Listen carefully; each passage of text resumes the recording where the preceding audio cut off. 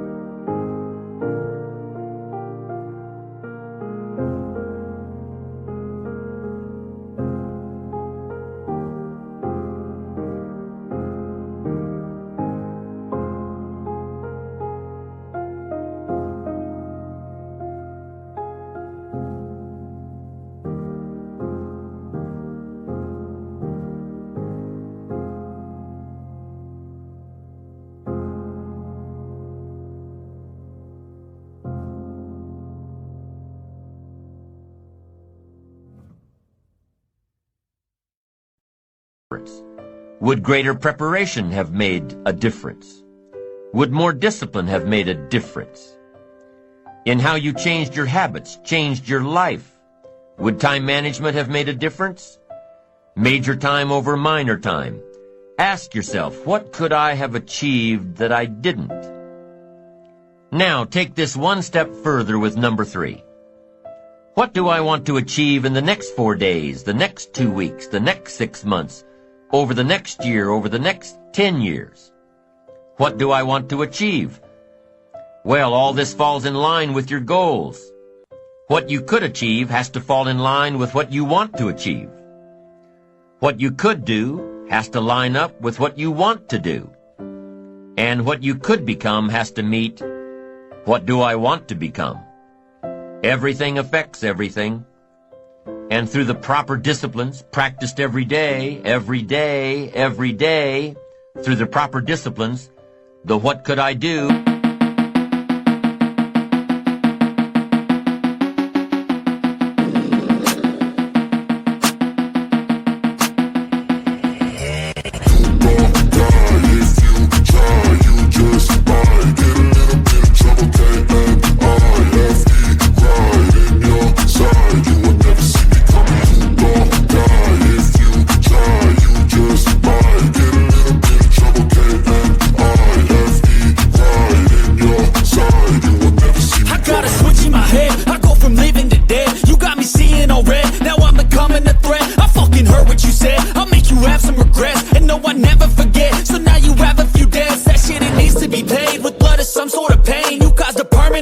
Which has determined your fate. I've never seen so clear. I feel the end and it's near. The day of reckoning's here. The sound of deafening fear. You don't die if you try. You just might get a little bit of trouble. K-N-I-F-E right in your side. You will never see me coming. You don't die if you try. You just might get a little bit of trouble. K-N-I-F-E right in your side. You will never see me. My energy is next level, so damn you better be careful. I got an angel and devil, he snaps me straight in the temple. I'm ready to be a rebel, I've got a lot of potential hidden inside of this vessel. That shit is so exponential. I need a first class ticket to the top, no limit. I don't play no gimmicks, I'ma take you to the clinic. If you want a taste, come at me and you will be replaced. They won't find a trace of you anywhere or any place. You don't die if you try. You just might get a little bit of trouble. K-N-I-F-E right in your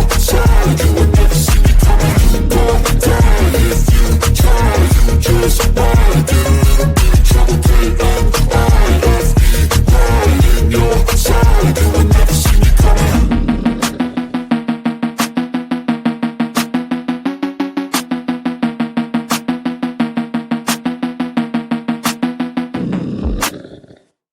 Has to match up with, what do I want to do?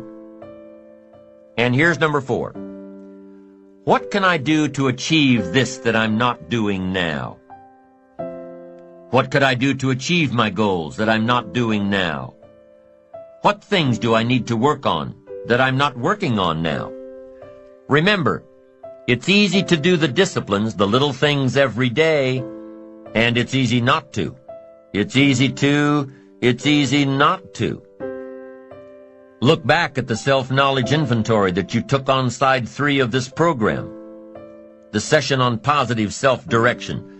Look back at the list you made of your 3 most important work-related goals.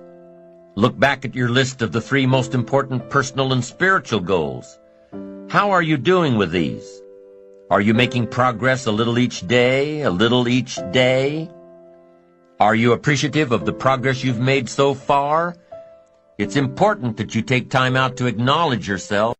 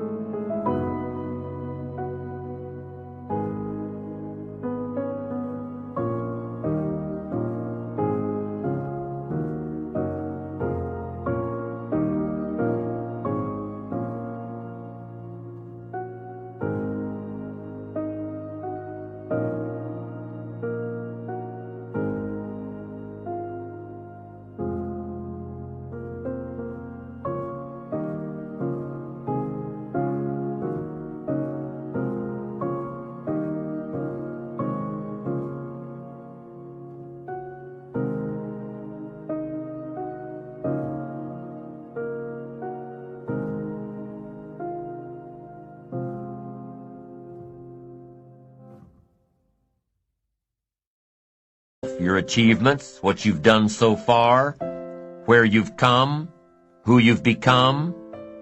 Self-appreciation is a stage in building ambition that takes a little more maturity, a greater resolve, knowing that you'll do it until you get it done, and taking the time out to acknowledge yourself for doing it. Self-appreciation comes from already being firmly set on the course of positive self-direction, being on the right track, having that wonderful blend of humility and self-esteem, knowing within yourself that you're accomplishing your goals, and knowing yourself enough and being confident in yourself enough to avoid needless bragging. Self-appreciation says that you admit there's room for improvement, knowing that you're on the right track, but admitting the need for continued growth, more books, more seminars, more skills, more disciplines.